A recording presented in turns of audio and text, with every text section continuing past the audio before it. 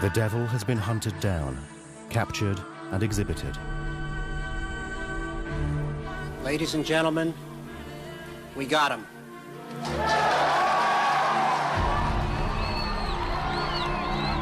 America overcame Saddam Hussein. The tyrant is dethroned. Iraq celebrates and the world is freed from evil. That is the legend. But 40 years of relations between Saddam Hussein and the United States tell a whole other story. They were strange bedfellows. But they were bedfellows, there was a marriage of convenience. They exaggerated, they lied, they made believe. It is the story of a man and a superpower who used one another. He was regarded as a more dependable, reliable Arab tyrant with whom we could deal. إنما بدرت أمور في الفترة الأخيرة كانت تدل بوضوح على أن التنسيق ما زال قائما. We would have preferred somebody who wasn't so crazy, but you work with what you have. A story of intertwining ambitions, shared cynicism, and mutual mistrust. أمريكا كانت تستغل أخطاء صدام وتستفاد منها. Was it a faultless friendship where we said anything goes? No. From his first steps towards power to his final fall, Saddam Hussein saw 9 American presidents come and go. I, George Walker Bush, do solemnly swear that I will faithfully execute. America sought to be the uncontested guardian of the Middle East. Saddam saw himself as master of the Arabs. I, William Jefferson Clinton, do solemnly swear. But they had more in common than a mere hunger for power. I, George Herbert Walker Bush, do solemnly swear. As far back as this story goes, Saddam and the United States were a necessary evil for each other. Preserve, protect, and defend the Constitution of the United States. So help you God. So help me God. This is the story of a tragic misalliance.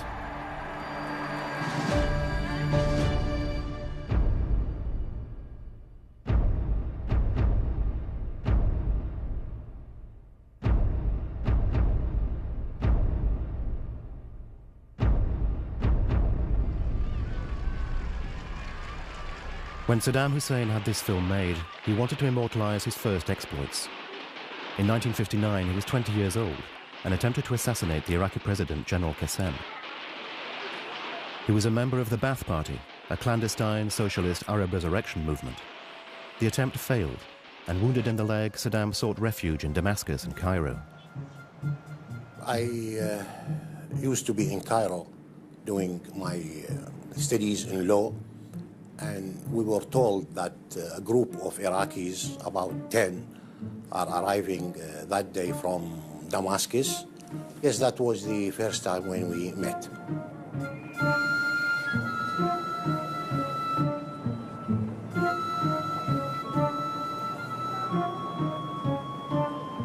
Mr. Saddam Hussein stayed with me for about 3 or 4 nights, and then he left into a villa which he stayed with some of his friends. He was an ordinary member of the Ba'ath Party. He was not in a leading position, but I liked him at that period because he was calm. He didn't speak too much. Saddam Hussein and was 1 or 2 of a small gangsters whom the founder of the Ba'ath Party despised. But some officers looked on him as someone who can actually get rid of the enemies doing the dirty work. And when we talked together, I noticed that he was honest, and politically speaking, he was clever and determined, but on the intellectual level, one cannot consider him as a profound thinker at that period. And it was during this period of exile in Cairo in the early 1960s that he, like a number of other of his colleagues in the Ba'ath, became an informal operative for the CIA. And there is a clear record that young Saddam did pay the American embassy in Cairo a number of visits during this period. Saddam's links with the Americans in Egypt are shrouded in mystery, but it is certain that their interests converged. The communists were common enemies. The Cold War was raging, and the Middle East at that time was one of the fronts. Far from Cairo, Baghdad was in a state of siege. It was the 8th of February, 1963. On 8:30, actually, my mother told me. At that time, I was having my bath. I was in the bathroom, okay. And my mother told me, well, there is a coup, there is a coup. General Qassem was targeted once more. Immensely popular for having freed Iraq of the monarchy and of British influence, he had sided with the communists. Against him were nationalist officers and Ba'ath militants. 4 years after their failed attempt, Saddam Hussein's comrades in arms tried their luck once more. Early morning of the revolution against Qassem, there was many things, many places we should control it. For example, the bridges in Baghdad, the oil station, the radio stations, and the fighting continued for 3 days. We communists and many other people were expecting that something might happen. And we thought that we can face it, we can oppose it. They were wrong, and the putsch succeeded. Qassem was captured and transferred to the television studios. وعند دخوله إلى الاستوديو أحد الواقفين بالخارج ضربه على رأسه. الموجودين معظمهم قالوا يجب أن يعدم الآن لأن الشيوعيين الآن في مناطق عدة من بغداد يقاومون، فإذا بقى على قيد الحياة ستستمر المقاومة الشيوعية، ولكن إذا أعدم الآن وأعلن إعدامه من شاشة التلفزيون ستنتهي مقاومة الشيوعيين. فأخذوا بهذا الرأي، وبعد 5 دقائق سمعنا صوت الرصاص وانتهى عبد الكريم قاسم قتل في ذلك اليوم. Qassem and his companions were executed and paraded on national television. Well, I was at home. I was looking at television. There was one broadcasting station in television. We had this on. We had the radio on. We wanted to get all the news. And when they had the picture of Qassem being dead, being killed, this is very important for them. It was repeated over and over again. The Ba'athists were delighted, as were Washington and the CIA.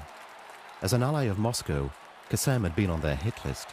A friend of mine, he was working in the American embassy, said that the American ambassador was so tense, so when he was walking all around the embassy, and when he was opening the radio, and when he heard about the coup, he opened a champagne bottle and asked all the staff to celebrate the coup. Personally, I considered it a real triumph for the CIA. They didn't have very many of them, and there were a lot of coup attempts that had gone sour, but this one worked, and it was for a good cause. I think it was a very good thing that happened. There was a major CIA involvement in the 1963 coup, and arms were flown clandestinely from Turkey. A lot of money, a lot of financial support. CIA planning was involved in the early stages of the coup. Now, the Ba'ath was extremely eager, of course, to take power, but they did need the American help. With the elimination of Qassem, it was open season on communists. The CIA has been accused of supplying lists of the activists to eradicate. The American authorities have always denied this. The fact that there'd been an enormously bloody put-down of the communists in Baghdad was surely welcome news in Washington. The concerns we had that went on for decades about Soviet intentions should never be minimized. For Saddam Hussein, the road was now clear, and he returned to Iraq from Cairo. The boy from a poor family in a rural backwater now joined in the coup d'etat. At the age of 24, he organized the Ba'ath Party's security services and began his rise to power. After he got back to Baghdad, Saddam officially became an interrogator and a torturer. He was feared. He showed no mercy whatsoever. And this became part of the character of Saddam. This became part of his claim to fame. He's a tough guy. He was so busy with his uncle and with other gangsters forming the military, the hardcore, the execution squad. Violent and uncontrollable, the Ba'athists were sidelined by the military after just 10 months. General Aref assumed power for himself, and Saddam and his comrades went underground once more.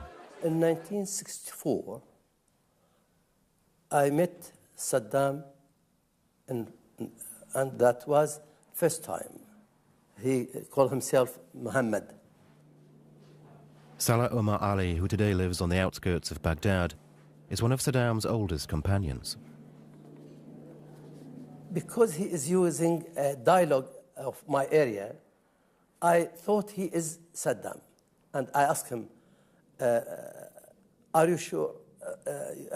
Is your name really Muhammad? He smiled. I said, are you Saddam? He said, yes, I am Saddam. The man who called himself Muhammad entrusted Salah with his first mission, apparently quite innocuous. He had to steal a printing press. For Saddam, life in hiding came to an end when he was arrested by General Aref's police. He and his companions spent 20 months behind bars.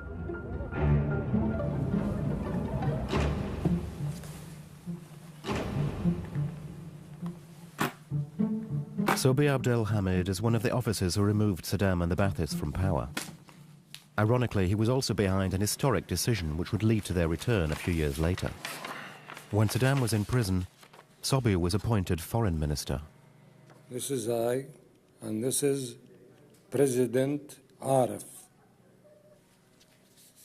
In the midst of the Cold War, Aref was tempted to move closer to Moscow. His chance came on May 14, 1964.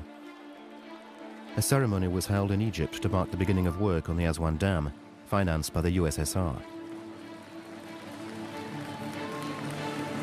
President Nasser organized an official cruise and invited Soviet Supremo Khrushchev and President Aref. On board, Sobi organized the first meeting with the Soviets. بدأت وفود عراقية تذهب إلى موسكو لعقد اتفاقيات جديدة. هنا شعر الأمريكان بأنهم سيخسرون العراق نهائياً، ففضلنا الاتحاد السوفيتي على الولايات المتحدة الأمريكية. Saddam Hussein would take advantage of this situation. The United States could not allow Iraq to become another Soviet satellite. The elimination of the Aref regime would become the common objective for both the young Ba'athist and the CIA. The CIA's contacts inside Baghdad and Iraq were principally these Ba'ath politicians and political figures like Saddam Hussein. But other communications were conducted especially by the Iraqi ambassador to Lebanon then. His name was Al-Hani. July 17, 1968. The streets of Baghdad were the stage for another Ba'athist coup d'etat, the decisive event that would propel Saddam Hussein to power. And I was there.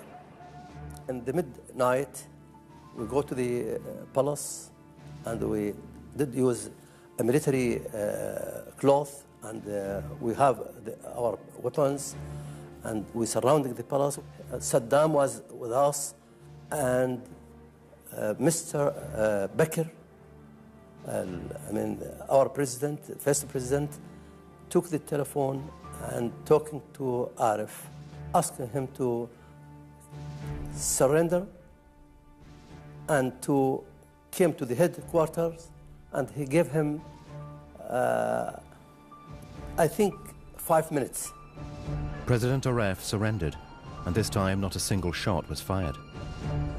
The Ba'athists seized power, supported by the United States. Saddam was still not 30, but emerged from the party rank and file to become the new regime's number 2. In about a year and a half, by the time he became vice president, he had about 7 or 8 of the major departments of the country under his command. We knew, of course, from 68 on, that he was the power behind the throne. But we didn't attach any particular significance to him, except that he was a very ruthless customer, very tough. But as I say, the reputation of the reputation was that you couldn't rule Iraq any other way. In January 1969, one episode clearly indicated the new regime's brutality. Trials for treason opened in Baghdad. Saddam's men arrested, tortured, and forced confessions from various suspects, many of whom were Jews. They were hung in public, and the Iraqis were invited to witness their suffering. The world protested, but did nothing. And suddenly the United States of America would be standing there, and the adopted or created child, the bad government that put in power, has all of a sudden become an embarrassing relationship. The United States were dealing with a two-faced regime. The Bakr-Saddam duo skillfully exploited the rivalry between East and West without ever siding with one camp or the other. As repression of communists continued in Baghdad, Saddam accompanied Bakr to Moscow to sign a treaty of friendship with the USSR. The same year, to the great joy of the Iraqis, he nationalized oil. And as he denounced American imperialism, Saddam increasingly opened up the country to Western influences. There is a time through the early 70s when Saddam is a very visible presence of the kind of modernization and westernization that many Iraqis were hoping for. He wore Western suits, he talked about education, modernization, bringing in the West.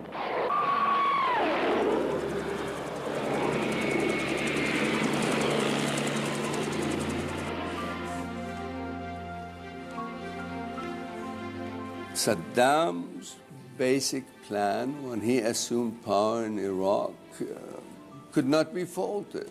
Saddam wanted to drag Iraq into the 20th century, probably by its hair, screaming. The difference between him and other people was in the fact that Saddam was willing to sacrifice half of the population of Iraq to do that, and the others weren't. Terror and benevolence.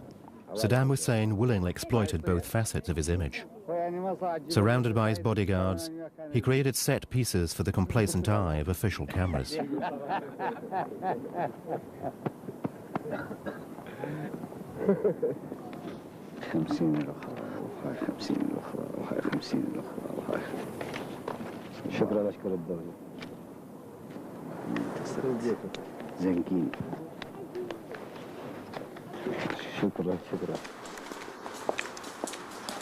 Adel Darwish was at this time a young British journalist. He was covering a cultural festival in Baghdad and met the man known as Mr. Deputy. One of the films actually were shown in the festival was Godfather Part 1, the film about the mafia. And I think the large part of the topic of conversation was about the film, Godfather Part 1, and Saddam's own explanation and own interpretation of the events of this film. And that didn't really make sense to me until almost 20, 25 years later, looking through his events and the way he dealt with political events, with his political opponents, and indeed with his own family. Faced with a character who was equally tyrannical and pragmatic, Washington was at a loss as to what to do. At least superficially, it looks like we floated back and forth. Iraq did not fall under the two identifications they understand. It wasn't a friend. Iraq was not a friend. There was no trust. And it wasn't an enemy. It wasn't a foe. But then the unexpected happened. January 1979, the Shah of Iran was deposed. He was Washington's staunchest ally in the Gulf. الشعب الإيراني تحرك في ثورته وحصلت المفاجأة أن هذه الثورة استقطبت الملايين. Ayatollah Khomeini, who took power, was a Shiite fundamentalist, and his preaching rallied the poor and oppressed. وقف النظام صدام حسين مذعورا جدا من هذه الحركة لأنه توقع أن تنتقل فورا إلى العراق، وهذا صحيح. هي كانت مرشحة للانتقال السريع إلى العراق. America too was afraid, for oil and for Israel. The Tehran revolutionaries targeted American interests. Khomeini had succeeded in bringing Saddam and Washington together.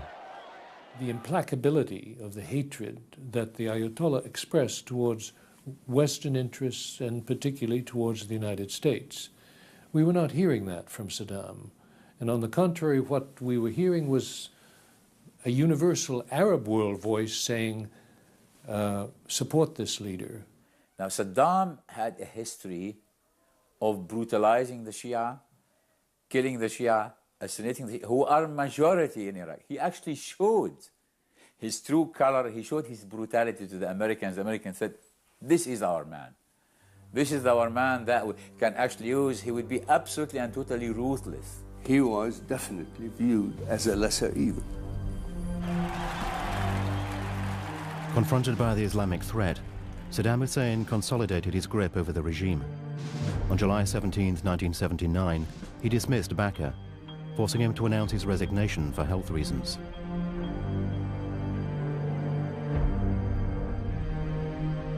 Five days later, he waged brutal and spectacular purges against 19 supposed conspirators within the Ba'ath Party.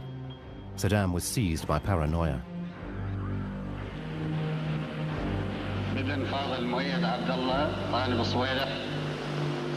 And goringly, gruesomely, as he identified them by name, plainclothesmen would show up in the hallway and escort that man out of the hallway.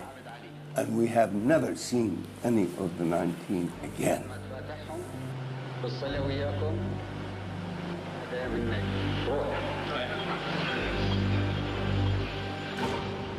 It was the Iraqi night of the long knives.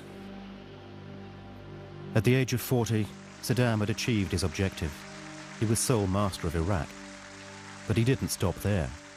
He wanted to be the uncontested leader of the Arabs. A war against Iran, weakened by its revolution, would enable him to satisfy his ambition. Nobody would be able to stop him. For Salah, the days in hiding with Saddam were long gone. In 1979, he was the Iraqi ambassador at the United Nations. When he accompanied Saddam to Cuba for a conference, Salah still believed that conflict could be avoided. He organized a last-chance meeting between Saddam and the Iranian foreign minister. When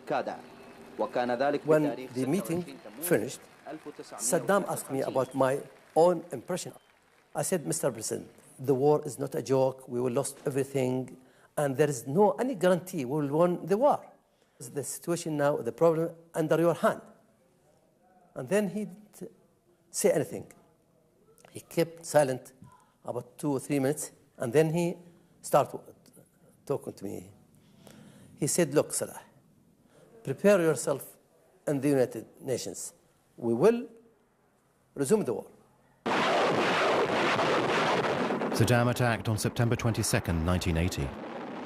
He naturally claimed that he was not at war with Iran to serve American interests. لتعطي للإمبريالية الأمريكية أغطية إضافية ولم تستطع العهود المندثرة أن تستخدم الجيش العراقي في منهجها السياسي لخدمة الأجنبي رغم المحاولات التي بذلت في هذا الصدد. Washington, too, has always denied having pushed Saddam into war with Iran. But for the USA, the former enemy of communism was now their best defense against the Islamic Revolution. The time for overt cooperation between Saddam and the Americans had come.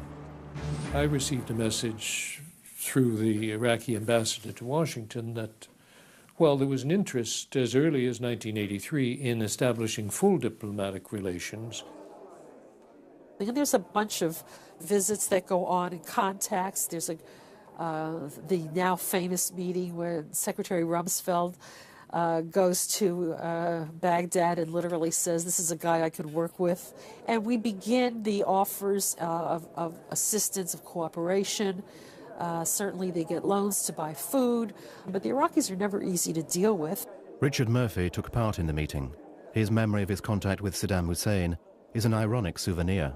One of the quotes I can pull back from my own memory of that was Saddam making a joke which went along this line, that America's attitude towards the third world is like the attitude of an Iraqi peasant when he takes a new bride. 3 days of tea and honey and then off to the fields to work like a serf for the rest of their life. Richard Murphy merely smiled. At that time, America was supplying Iraq with satellite pictures, military information and loans. The Reagan administration even allowed Saddam to purchase the ingredients for weapons of mass destruction in the US. The blueprints of chemical factories were actually supplied by sort of subcontractors from American companies to help the Iraqis build their own chemical weapons. Now, chemical weapons are quite interesting, really, because the law stops you supplying the chemical weapons, but you can get away with it by supplying the actual plans. And this, unbelievably, is the blueprint for a whole chemical warfare plant that was provided to the Iraqis by an American company with the knowledge and approval of the United States. This is cynicism of the highest order. The war had already claimed hundreds of thousands of victims and now threatened the flow of oil in the Gulf. The American Navy was on general alert. In 1987, one tragic event confirmed that Ronald Reagan was prepared to forgive Saddam Hussein almost everything. We have the USS Stark, the leading ship in the Persian Gulf, being hauled by an Exocet missile fired by an Iraqi pilot. And it killed 37 of the crewmen. And the Iraqis immediately apologized. They said it was a mistake, and they indemnified the families of the dead people, and the whole thing was brushed over. In a good normal day, that would be cause not for protest, not for being upset, not for agitating. That's almost cause for war. Yet, immediately after that happened, the administration Washington went into the business of saying, it's an accident, and accidents happen in war. This event underlines once more the seriousness of the tensions that exist in the Middle East and the importance of trying to do something about them. The United States indulgence was even more flagrant when the Halabja affair was revealed. The Iranians flew representatives of the world's press across the now silent battlefield. In this Kurdish village, the Iranians claimed that Saddam Hussein's army gassed 5,000 civilians. Since this war began. I was chairman of the Chemical Weapons Convention when Iran came with pictures and showed the destruction in the chemical weapons used, and Halabja.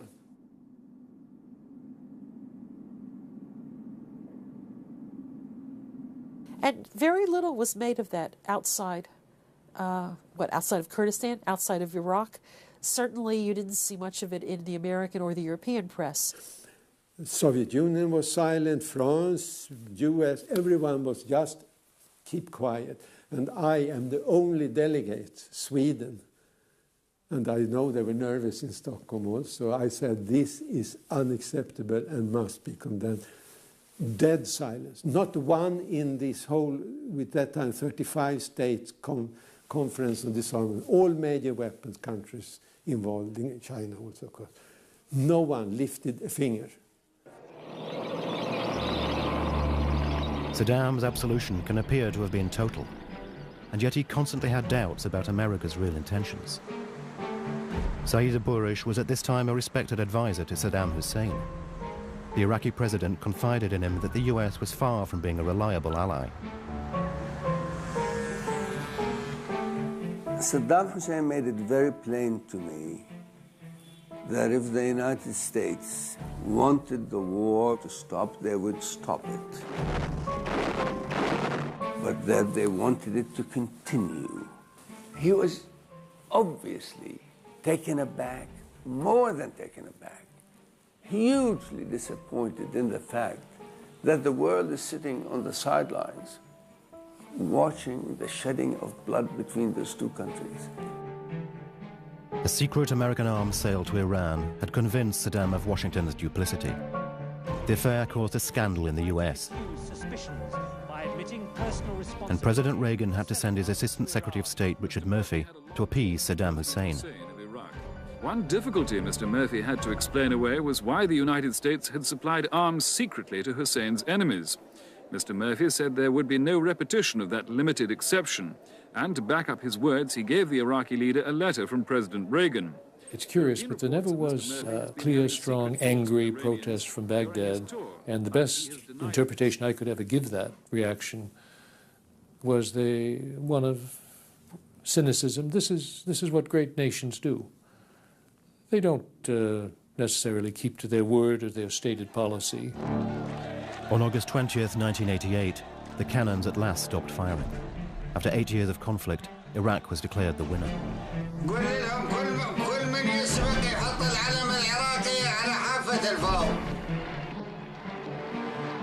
The war claimed millions of victims, both dead and wounded. Cities were razed, and refugees fled in their thousands. Saddam celebrated with a suitably extravagant victory parade. When George Bush came to power in 1989, the map of the world had changed. Islamic threats had been eradicated in the Gulf. Communism was collapsing in the Soviet Union, and George Bush no longer had any need for Saddam Hussein.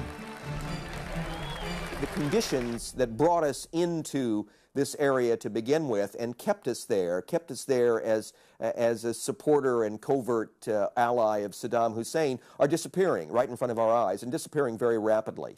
So while observers wouldn't have seen any basic shift in American foreign policy, there were elements, and notably in the command of the Central Command, that were entertaining the potential of a new danger from Iraq. There had been a major annual military exercise. The commander was Norman Schwarzkopf, and he changed the basic scenario of a threat to American interests by saying there's no longer a serious threat from the Soviet Union, and he introduced the scenario of an Iraqi attack on Kuwait. Armed to the teeth, Saddam Hussein had become a threat and a menace with certain needs. After 8 years of war, the Iraqi economy was in ruins, and his Arab neighbors did nothing to help him. On the contrary. Suddenly, out of nowhere, Kuwait begins to overproduce oil to such an extent that the oil price begins to come down. And they were pouring their own oil onto the market.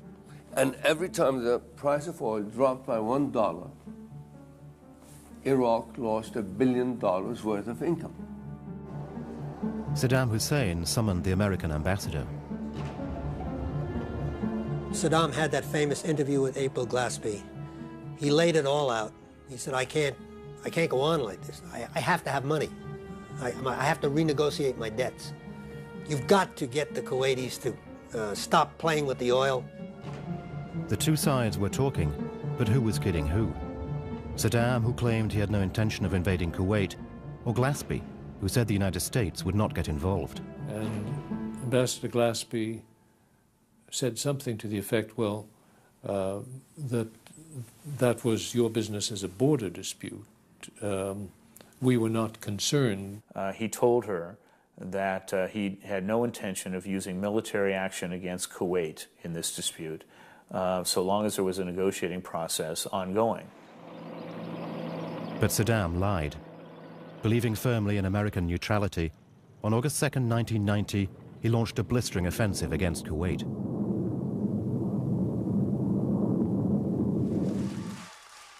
In the Iraqi National Assembly, Saddam was applauded for the invasion. But one question was immediately being asked. By invading Kuwait, was he not falling into an American trap? One part of the United States was in complete agreement with the Kuwaitis regarding undermining Saddam. We have undermined Khomeini. Now it is time to get this guy.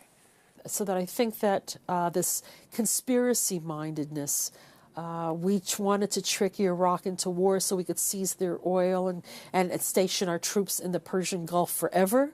That's conspiracy thinking, and it's cute, but it's silly. Despite the official denials, Congress demanded to know more and asked Ambassador Glaspie for explanations about her meeting with Saddam Hussein. She denied giving him any kind of go-ahead and indeed claimed to have put him on his guard. We foolishly did not realize that he was stupid, that he did not believe our clear and repeated warnings that we would support our vital interests. The controversy surrounding the trap theory remains unresolved. But whether it was an unforced error or not, Saddam believed he was in control.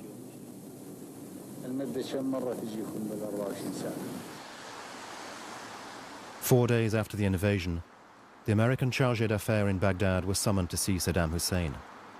Joseph Wilson is the last American diplomat to have met Saddam. On August the 8th, he encountered a man quite sure of himself.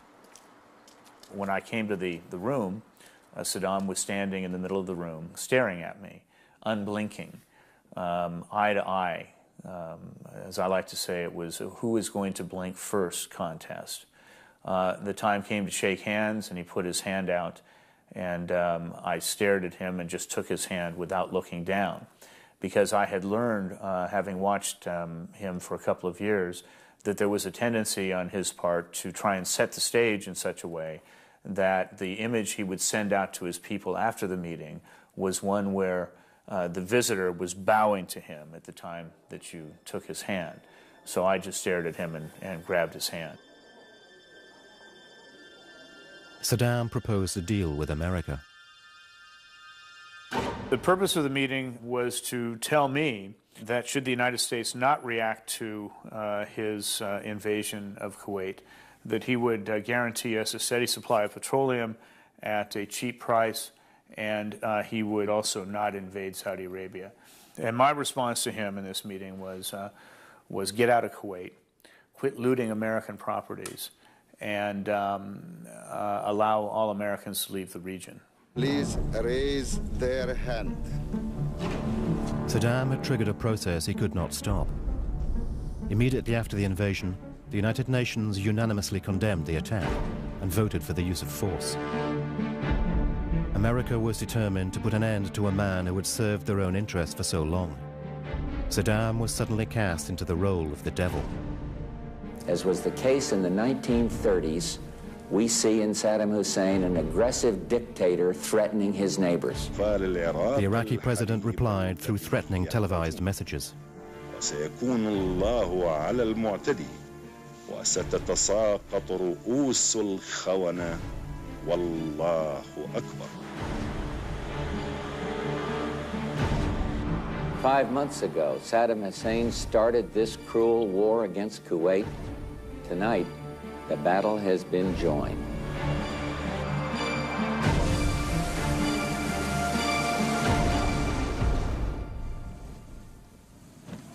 "40 days of bombing and 100 hours of ground war laid waste to the Iraqi army.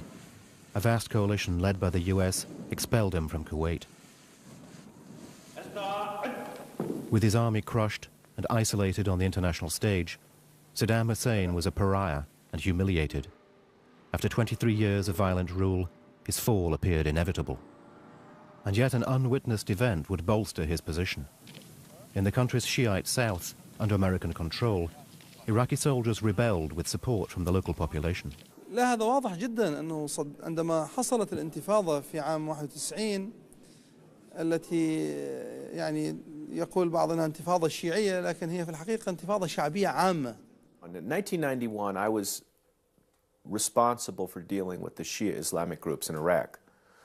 I knew them all, I talked to them. Their intention in 1991 was to remove the regime, set up some sort of Shia government in Iraq, at least in the south where most of the Shia live, and make it more or less what you could describe an Islamic republic. الكل يعلم أن الانتفاضة كادت تسقط النظام وانتشرت في كل مكان وحتى المحافظات السنية الأربعة كانت مهيئة للانتفاضة بل وشاركت بعض مناطقها.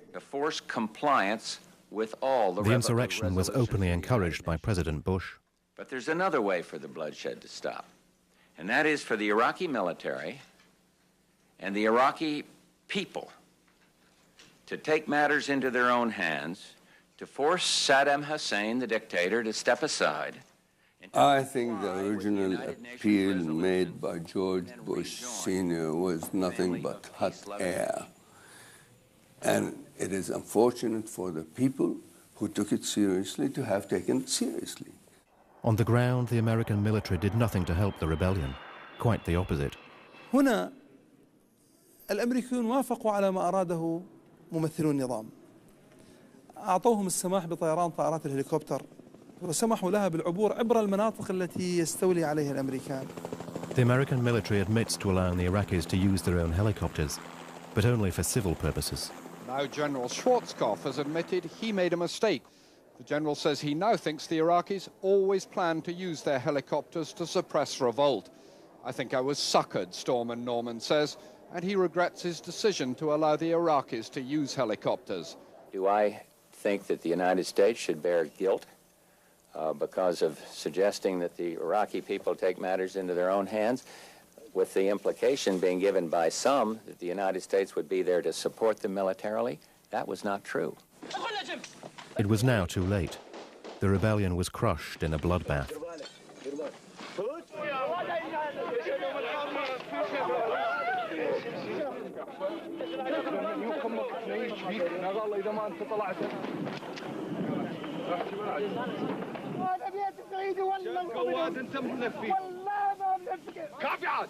The result of that was a minimum of 150,000 people dead. What would we have been able to do unless we had gone to total war, which nobody wanted to do? There was no support. Europe would have been appalled. Would France have supported any of this? I don't think so. They were too concerned about shoring up Saddam and protecting French interests, as was everybody else looking to protect their own interests. We were afraid of upsetting the balance in the Gulf between the Shia and the Sunni.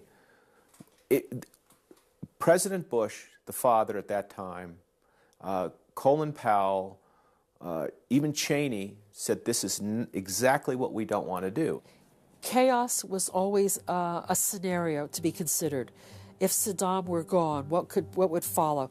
Rule by someone in his family, rule by another Sunni Ba'athist elitist, rule by a triumvirate, a coalition, chaos.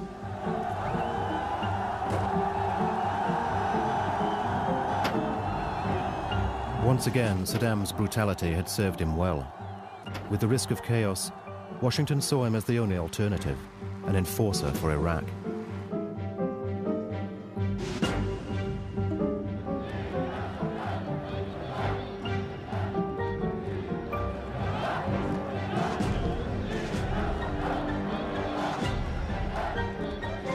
He created a massive personality cult while maintaining his regime of terror. He presented the image of a believer, but eliminated the religious leaders who criticized him.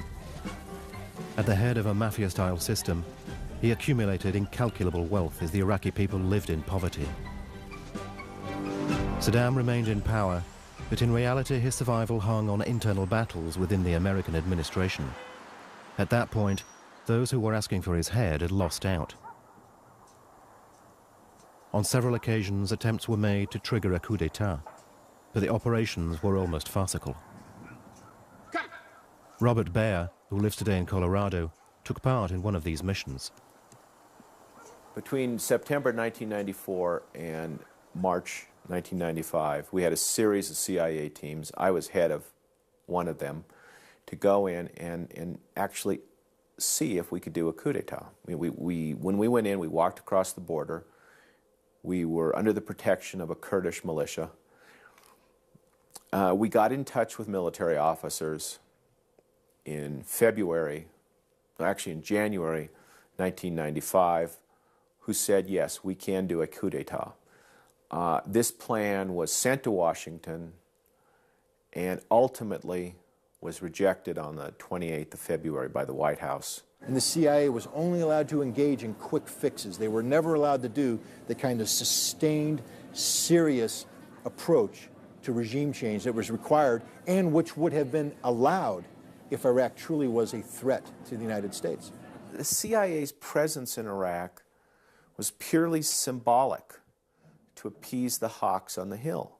Honor had to be paid to our official disdain for this man, and I think the order certainly did go out from the Clinton administration to do something. But how vigorously it was pursued, how effectively, how enthusiastic the CIA would have been at that point about replacing him, we may doubt. Clinton wanted to know specifically who would replace, what was the name of the military officer, what was his plan, what was his attitude toward Israel, who would be the commanders of these units, and a whole long list of questions which no one could ever answer, which was Clinton's way of saying, no, it's too messy.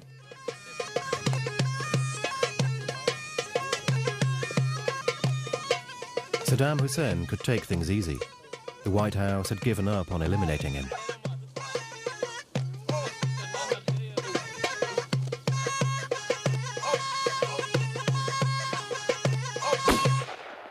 Another strategy was in place, to keep Iraq under the international thumb. In 1990, the UN voted for a strict economic blockade. Officially, the embargo would remain in place until Saddam's arsenal had been entirely destroyed. UN inspectors forced the Iraqis to cooperate and soon became convinced that Iraq no longer posed a real threat. And yet the sanctions were maintained. Saddam was still under close surveillance.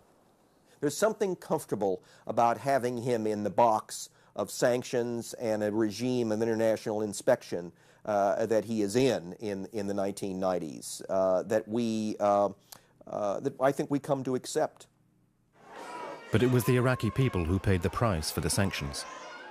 Children died from the lack of health care. Families became even poorer. ما يقع على شعبنا العظيم من ثقل جراء الحصار الظالم الذي وقع عليه بفعل الإرادة الخبيثة.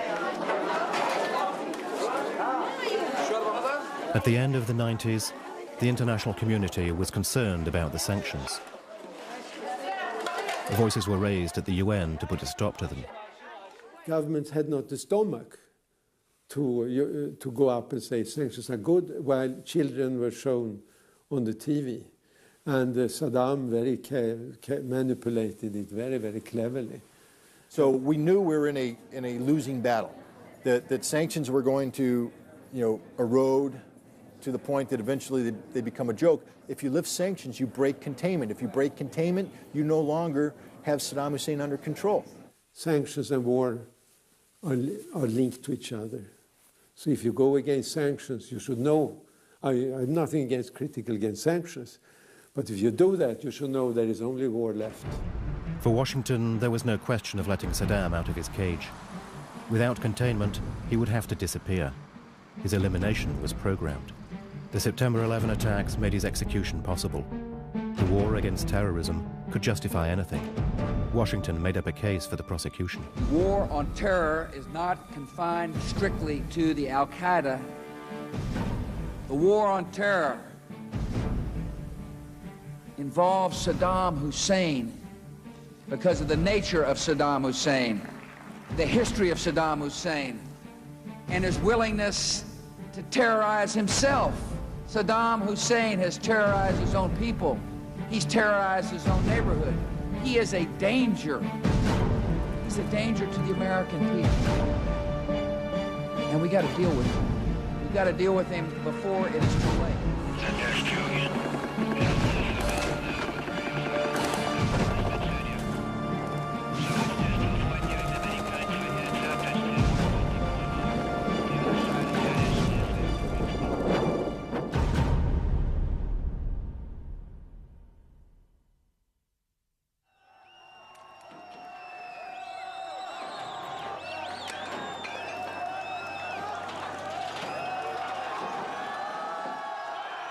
This was the man that dealt with cynically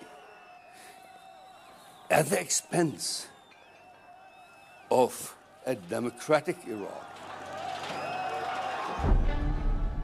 It is the end of a pernicious liaison that lasted 40 years, an affair ridden with bloodshed and violence.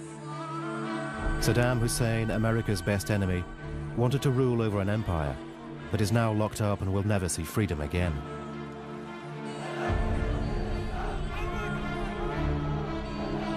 The Americans are prisoners of an adventure to which they see no real end. They lose men and women every single day. They lose their soul. And the liberators have become occupiers. This absolutely shameful occupation, in a sense, it's the price of our irresponsibility over the last half century. There is no way, but no way, the United States can win this. There is a way of prolonging this. There is a way of making it bloodier. There is a way of making it real ugly. There is no way of winning it. What is confronting us is anarchy. Anarchy and chaos, which Washington wanted to avoid at all costs. Or what is even worse for America, Islamic law and order.